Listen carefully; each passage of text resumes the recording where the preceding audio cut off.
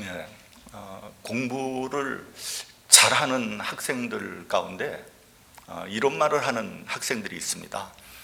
공부하는 것이 제일 재미있고 쉽다. 그 일반적인 학생들이 그 말을 들으면 한 대 줘받고 싶을 정도로 얄밉게 그렇게 느껴지죠. 학생 때는 왜 그렇게 공부가 하기 싫었는지 모르겠어요. 저도 예외 없이 공부 참 하기 싫어했던 것 같아요. 진짜 공부 안 했습니다. 그래서 저희 아들들이 공부를 안 해도 별로 할 말이 없었어요. 누굴 탓하겠습니까? 지 애비가 그렇게 공부 안 하고 땡땡이를 그렇게 쳤으니 뭐 아들이라고 뭐 다르겠습니까? 그렇죠? 죄송한 말씀이지만 저는 고등학교 때 이미 술, 담배를 했습니다. 제 친구들 중에 좀 불량한 친구들이 있어서 그 좋지 않은 영향을 받은 것 같습니다. 게다가 제가 고등학교 3학년 때 제 몸이 좀 아팠어요. 그래서 여름방학부터 절에 가서 좀 휴양을 했습니다. 아픈 김에 아예 쉬어 가자고 한 2달 정도 절에 있다가 내려와서 모의고사를 봤는데 성적이 형편없이 떨어졌습니다. 아니 그걸 뭐 2달을 쉬었으니까 성적이 잘 나올 리가 없는 거죠. 근데 문제는 뭐냐? 대학 입시를 봐야 되잖아요. 그래서 정신을 차리고 그때부터 공부를 조금 해서 겨우 대학교에 들어갔습니다. 제가 사학과를 나왔잖아요. 근데 그 역사학과는 공부 하나도 안 해도 그 당시에는 졸업하는데 하등에 지장이 없었어요. 철학과와 사학과는 속된 말로 썰만 잘 풀면 점수가 나왔거든요. 제가 또 썰 푸는 데는 누구한테도 지지 않을 그런 자신이 있었습니다. 더구나 그 당시에는 1년 내내 데모를 하던 때 아닙니까? 그러니까 학교 문을 여는 것보다 데모하고 학교 문이 폐쇄되는 날이 훨씬 더 많았어요.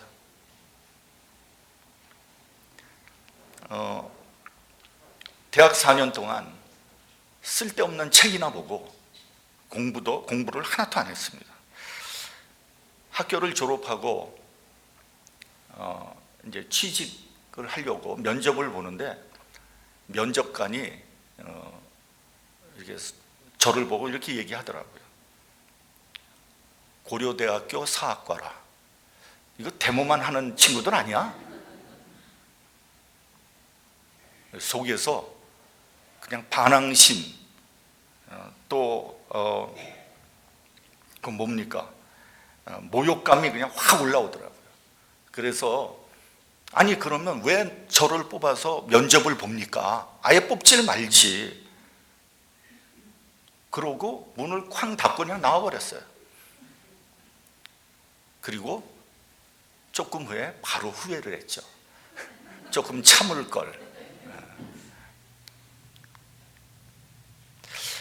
그래서 어떻게 겨우 취직을 해서 직장 생활을 하는데 참 후회를 많이 했어요. 학교 다닐 때 공부를 좀 할 걸. 그러니까 어디다 이렇게 내놓을 실력이 없더라고요. 내가 내 스스로 이렇게 생각해 보니까 실력이 없어. 제가 공부를 제일 열심히 한 것은 신학교 다닐 때입니다. 미국 신학교는 한 과목도 허투루 점수를 주질 않는 거예요. 영어도 부족한 데다 참고 도서를 다 읽고 텀페이퍼 다 내고 시험까지 봐야지 학점을 주는 거예요. 그러니까 공부를 열심히 해도 부족한 거예요. 따라가기가 힘들어요. 이런저런 이야기를 했는데 공부를 잘하는 비결이 뭐겠습니까? 공부 잘하는 비결이 뭐겠어요? 열심히 하는 거예요. 뭐 별게 있겠습니까? 열심히 하는 거죠. 뭐 에디슨인가 누군가 이런 말을 했다 그러죠.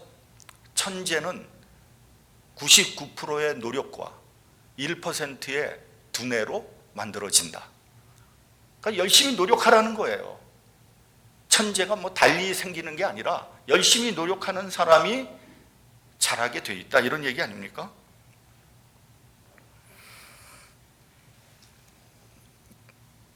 이 말은 내가 좋아하는 많은 것들을 포기해야 된다는 이야기입니다. 놀 거 다 놀고 잘 거 다 자서야 공부를 잘할 수가 없어요. 공부를 잘하려면 놀고 싶지만 놀지 말고 공부해야 되고요. 자고 싶지만 힘들지만 잠을 줄여야 돼요. 세상의 이치가 그렇습니다. 다 가질 수가 없어요. 하나를 가지려면 다른 하나를 포기해야 됩니다. 동가식 서가숙이라는 한자 성어가 있습니다. 동쪽 집에 가서 밥을 먹고 서쪽 집에 가서 잠을 잔다, 이런 뜻이에요. 그냥 여기저기를 떠돌아다니는 사람을 일컬어 하는 말으로 주로 쓰는데 원래의 뜻은 그렇지 않습니다. 중국 제나라 때 한 처녀가 있었는데 시집 갈 때가 다 됐어요. 그래서 선을 보는데 동쪽에 사는 총각은 돈은 많은데 얼굴이 못생겼어. 서쪽에 사는 총각은 가난한데 얼굴은 꽃미남이야. 그래서 이 처녀가 둘 다 버리기가 싫으니까 동쪽 집에 가서 밥을 먹고 서쪽 집에 가서 잠을 잤다는 거예요.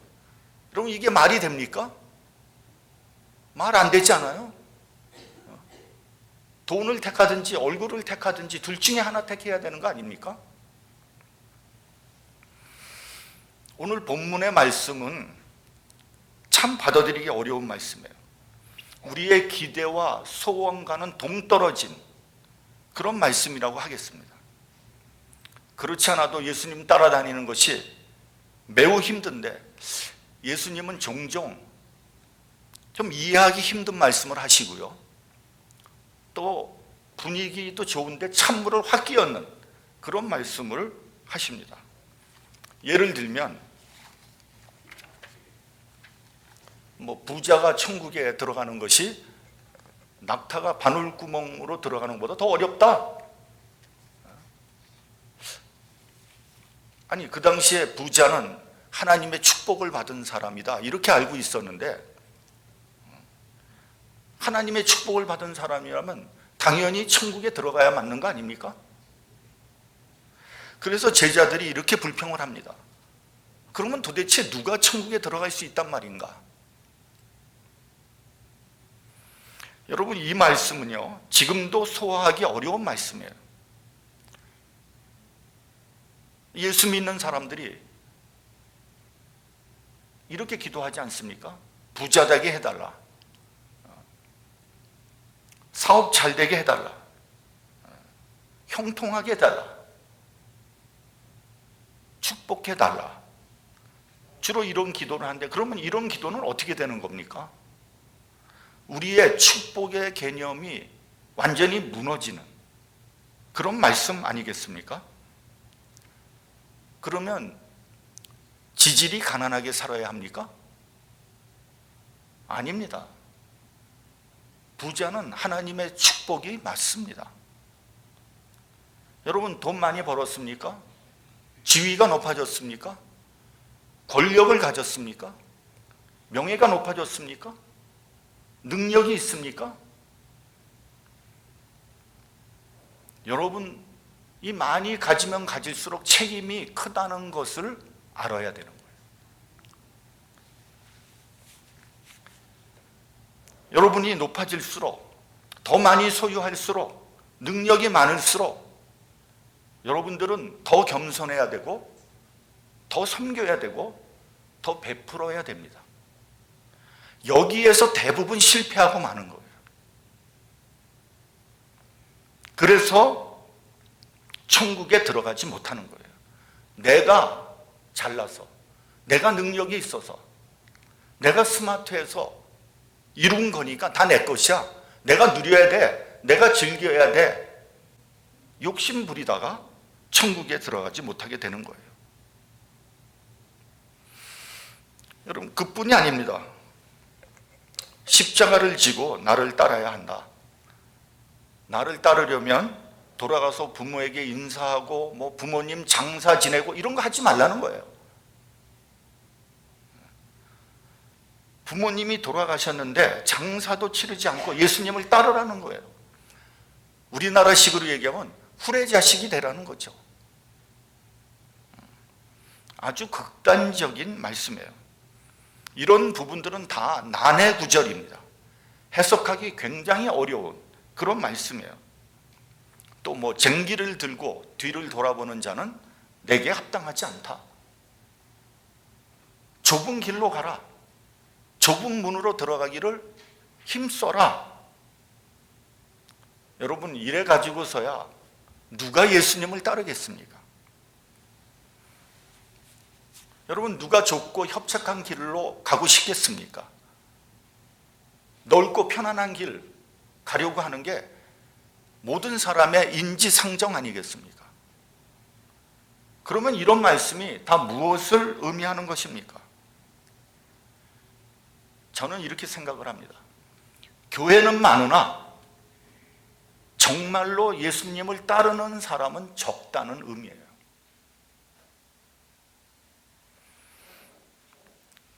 그래서 교회가 전도의 현장이고 교회가 선교지예요. 과연 이 중에도 얼마나 예수님의 말씀을 이해하고 예수님을 따라가고 있는가 한번 우리가 생각을 해봐야 돼요.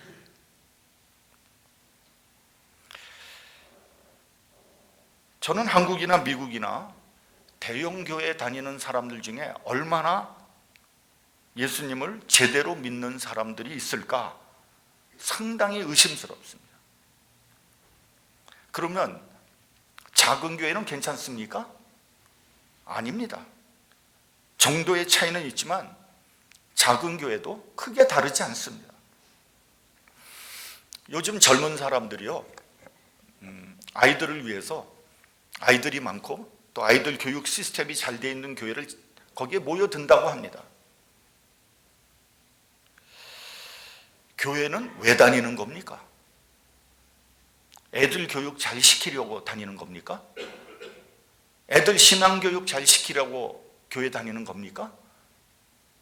그렇다면 여러분들은 크게 오해하고 있는 거예요. 여러분, 아이들 신앙교육에서 가장 중요한 게 뭔지 아세요?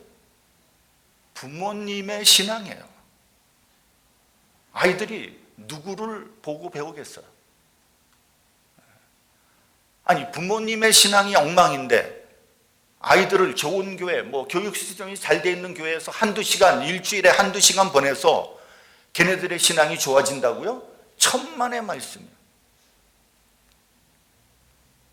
아이들이 집에서 보고 듣는 게 자기 부모인데 어떻게 아이들의 신앙이, 부모의 신앙이 엉망인데 아이들의 신앙이 좋아지겠습니까?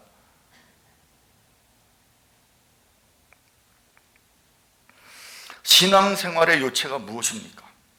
나는 신앙생활을 하면서 얼마나 봉사하고 헌신하고 희생하고 있습니까?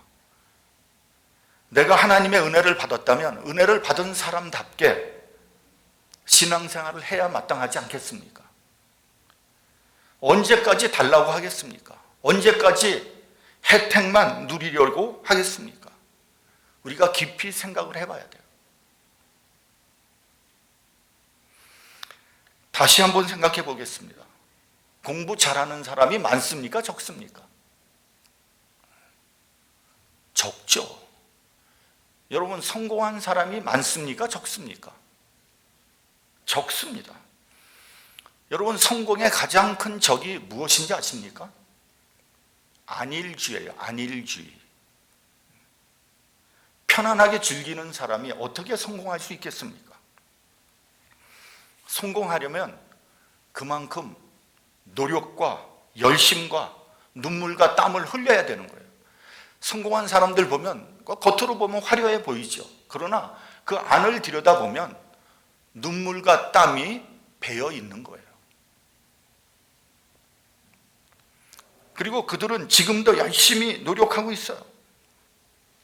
이건 어느 은행 지점장에게 들은 말이에요. 이 지점장은 제가 잘 아는 사람인데, 이 사람은 이제 보면은 이제 사람들이 그 사업을 하려면 자기 돈으로 못 하잖아요. 그러니까 은행 융자를 받아서 사업을 시작합니다.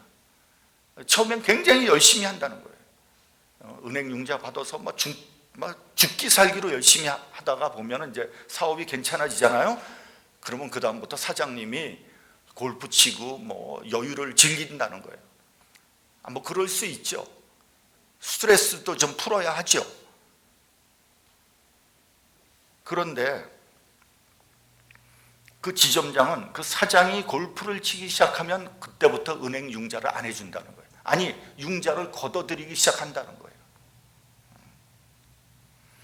하루 종일 비즈니스에 관심을 갖고 연구를 해도 부족한 판에 하루 종일 골프를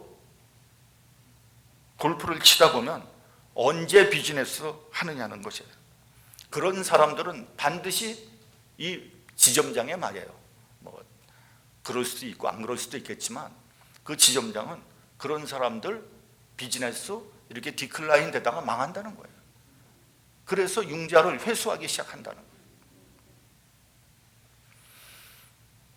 저는 목회도 마찬가지라고 생각합니다. 많은 분들이 저에게 물어봅니다. 목사님 골프 안 치세요? 목사님들 골프 많이 치던데 어떤 목사님은 골프 잘 치더라고요. 글쎄요, 저는 능력이 없어서 골프를 칠 시간이 없었어요. 제 목회 스케줄이 그렇게 바쁘지 않아요, 사실은. 전 그렇게 그냥 바쁘게 이것저것 하고 이런 스타일을 그렇게 못합니다. 그렇지만 이 목회가 저에게는 버거워요. 매주 설교 원고 만들어야 되죠. 수요일 날 성경 공부 준비해야죠. 새벽 기도하죠. 이런 것만 해도 힘듭니다. 근데 그것뿐입니까? 신방해야 되죠. 만나자 그러면 만나야 되죠. 또 회의 준비해야 되죠. 여러 가지 행정도 해야 되죠. 요즘에는 하 목사님이 많이 도와줘가지고 저는 여유가 있는데 옛날에는 저 혼자 다 했거든요.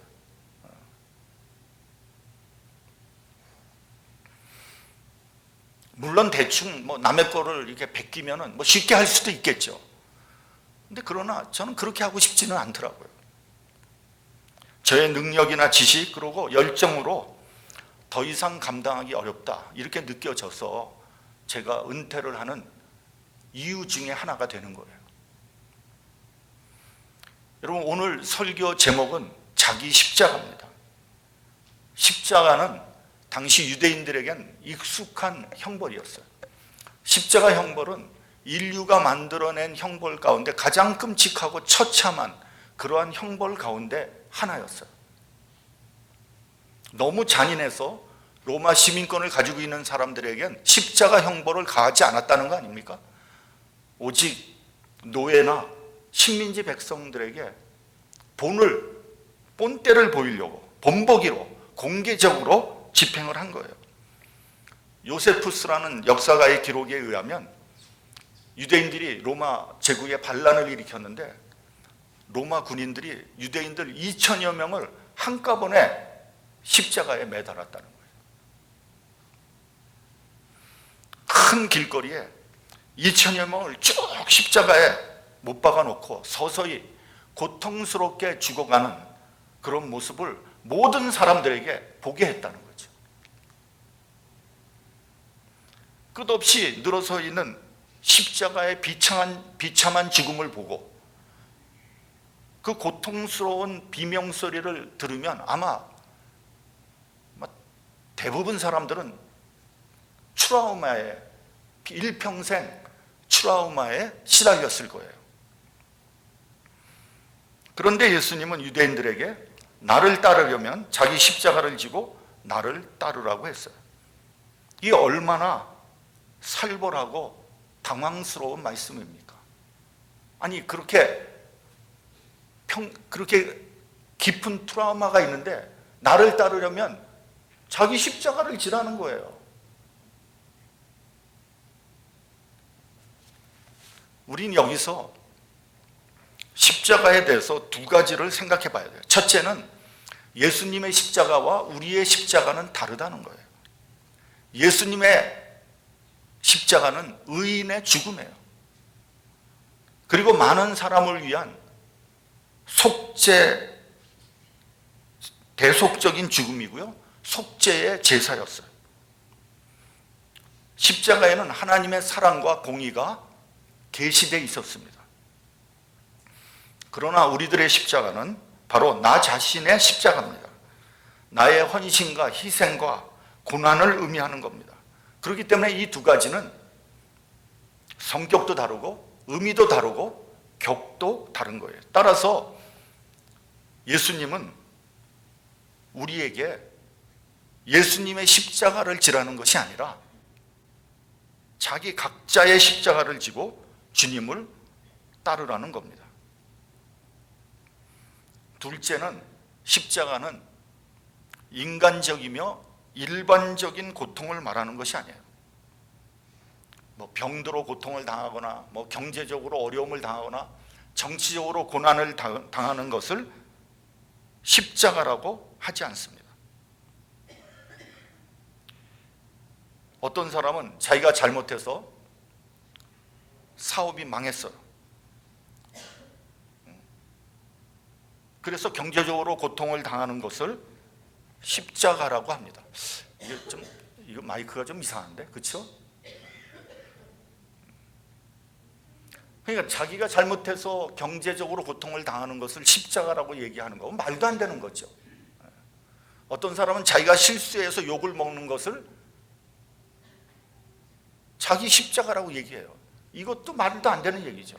어떤 사람은 자기 자녀들이 말을 듣지 않아서 고통을 당하는 것을 자기가 지어야 할 십자가라고 말을 합니다. 이것은 망발입니다. 그런 싸구려 십자가는 없습니다. 이런 것들은 십자가를 모독하는 것입니다. 그러면 십자가는 무엇입니까? 십자가는 죽는 거예요. 밀알 하나가 땅에 떨어져 죽으면 많은 열매를 맺히는 거예요.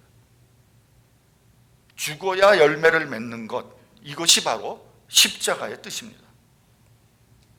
여러분, 부활 이전에 십자가의 죽음이 있다는 것을 알아야 합니다.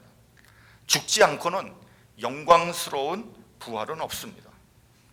그러므로 먼저 수고와 희생이 있고 그 후에 생명이 있는 것입니다. 부정이 있은 후에 긍정이 있는 거예요. 이뤄야 얻는 것이 십자가입니다. 또한 십자가는요, 자기와의 싸움이에요. 자기 신뢰, 자기 교만, 자기 향락, 자기 정욕과의 싸움이 십자가입니다. 안일주의, 편리주의, 향락주의, 이런 것들을 과감히 포기하는 것이 십자가입니다. 여러분, 참 사랑을 하려면 먼저 자기를 사랑하는 이기적인 마음을 버려야 합니다. 자기 사랑이 앞서면 온전한 사랑을 할 수 없습니다. 우리는 자식을 사랑한다고 하면서 때로는 그 사랑이 부도나는 경우가 있습니다. 그 이유는 자기 사랑이 앞서기 때문에 그런 거예요. 자식을 위해서 자식을 사랑한 것이 아니라 자기를 위해서 자식을 사랑하기 때문에 그런 거예요. 예를 들면 이런 겁니다. 내가 너를 어떻게 키웠는데 너는 그거밖에 못하냐? 이것은 역시 보상을 바라는 자기 사랑에 지나지 않아요. 사랑은 주는 것으로 끝내야 돼요. 자꾸만 받을 것을 생각하면 자기 사랑이 앞서는 거예요. 사랑을 한다 하면서 자꾸만 조건을 붙이는 것은 타락한 사랑이에요. 남편을 사랑하고 아내를 사랑하는 것도 온전히 상대방을 위해서 해야 합니다. 상대방만을 위하면 섭섭하다거나 배신당하고 이런 거 없습니다. 왜냐하면 받을 것을 생각하지 않기 때문에 그런 거예요.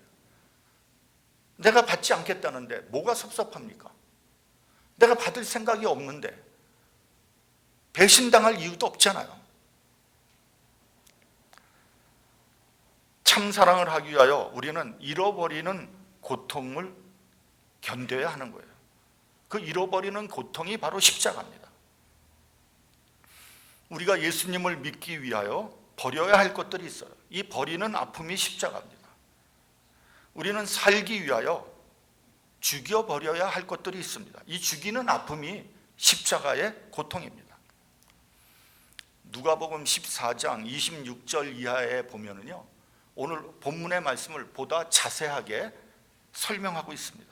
아비나 형제나 자매나 혹은 자기 목숨까지도 미워해야 나를 사랑할 수 있다. 이렇게 말씀하셨어요. 이 미워한다는 말이 무슨 뜻이겠습니까? 많은 성서학자들은 히브리 개념의 미워한다는 말은 덜 사랑한다는 뜻이다. 이렇게 해석을 합니다. 근데 저는 그냥 문자 그대로 인간적인 것들을 미워해야 예수님을 사랑할 수 있다고 생각을 합니다. 여러분, 인간적인 것들을 사랑하면 예수님 사랑할 수 없어요. 로마서 9장에 보면 이런 말씀이 나오죠. 내가 야곱은 사랑하고 에서는 미워하였다. 약속의 자녀를 야곱으로 선택했을 때 미안하지만 어쩔 수 없이 에서는 포기해야 한다는 거예요. 에서를 사랑하지 않는 것이 아닙니다. 그러나 에서를 미워해야지 에서를 버릴 수 있고 야곱을 선택할 수 있는 거예요. 둘 다 소유할 수 없습니다. 둘 중에 하나는 과감히 버려야 하는 거예요. 제가 설교를 시작하면서 공부를 잘하기 위해서 많은 것을 포기해야 한다고 말씀을 드렸습니다. 같은 맥락이에요. 우리는 하나님의 뜻을 이루기 위해서 많은 것들을 희생해야 합니다. 그리스도를 믿기 위하여 많은 것들을 포기해야 합니다. 희생하지 않고 포기하지 않고 하나님의 뜻을 이룰 수 없습니다. 저는 뜻하지 않게 목회를 하게 됐어요. 제가 몇 번 말씀을 드렸지만 저는 꿈에도 목사가 되려고 하는 그런 마음이 없었어요. 더구나 단독 목회를 한다는 것 꿈도 꾸어보지 못했습니다. 그런데 의도하지 않게 목회를 시작했는데 벌써 30년이 넘어서 전도사 때부터 이제 은퇴를 하게 됐어요. 어떻게 이렇게 되었나 생각해 보면 신기합니다. 분명한 것은 목회가 저의 뜻과 의도는 아니었다는 것은 확실합니다. 그럼에도 불구하고 한 가지 분명한 사실은 저와 제 처는 교회를 위해서 모든 것을 희생하기로 결심했어요. 왜요? 교회는 내 것이 아니라 하나님의 것이기 때문에 그렇습니다. 모든 것을 교회 위주로 결정했어요. 교회에 유익이 되지 않는다면 아무리 저에게 유익해도 포기했어요. 반대로 교회에 유익이 된다면 아무리 저에게 불리해도 그대로 강행했습니다. 저와 제 처는 이 얘기도 많이 했어요. 우리 아이들 3명 졸업식에 한 번도 가보지 못했어요. 왜냐하면 그때는 졸업식을 꼭 주일날 하더라고요.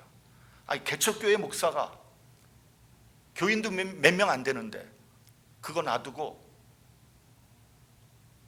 우리 애들 졸업식에 갈 수는 없잖아요. 우리 아이들이 의뢰이 그런 줄 알고 포기했어요.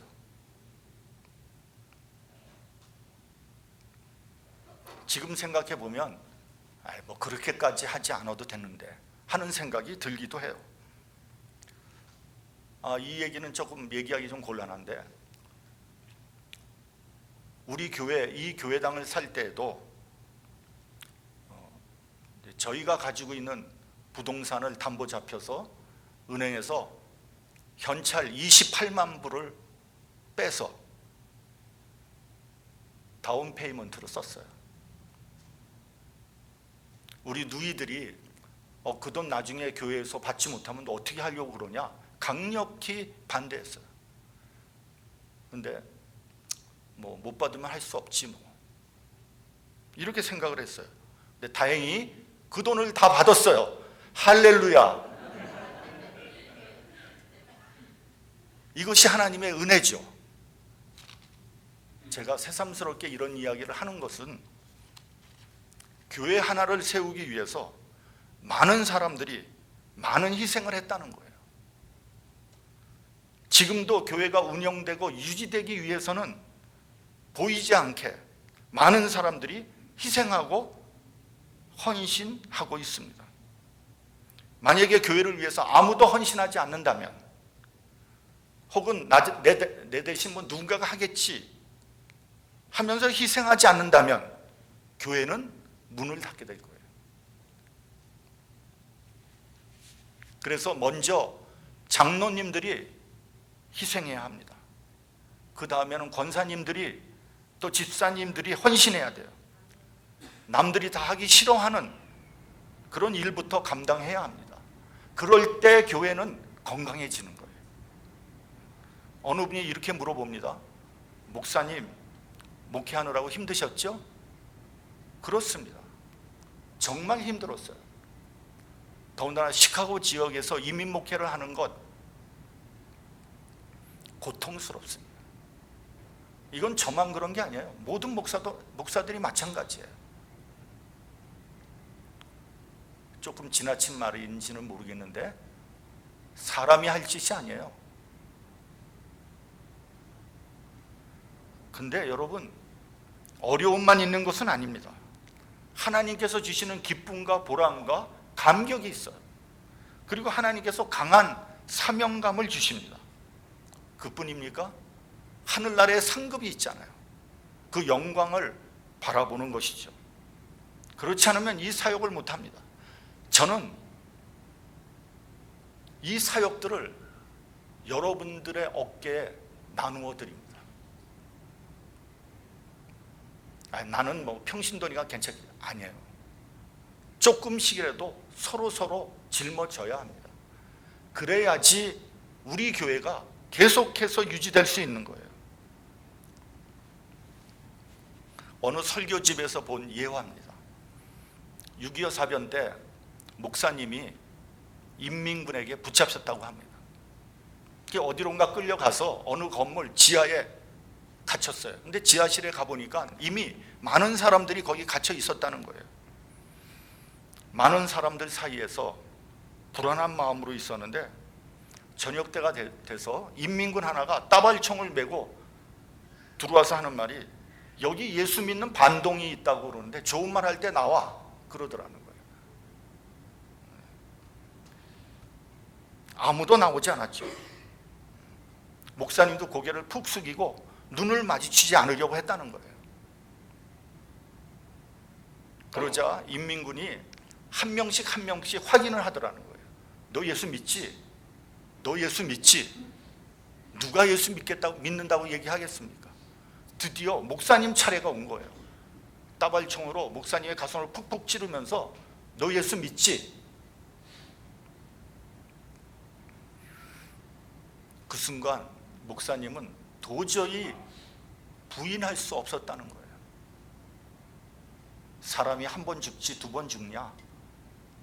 그래서 목사님이 나 목사요 이렇게 대답을 했다는 거예요. 그랬더니 인민군이 내 그럴 줄 알았다. 여기 반동에 괴수가 있구만. 너 이리 나와. 그러더라는 거예요. 그런데 이상하게도 조금 전까지 그렇게 불안했는데 그 말을 하고 나니까 그렇게 편할 수 없었다는 거예요. 죽음을 각오했지만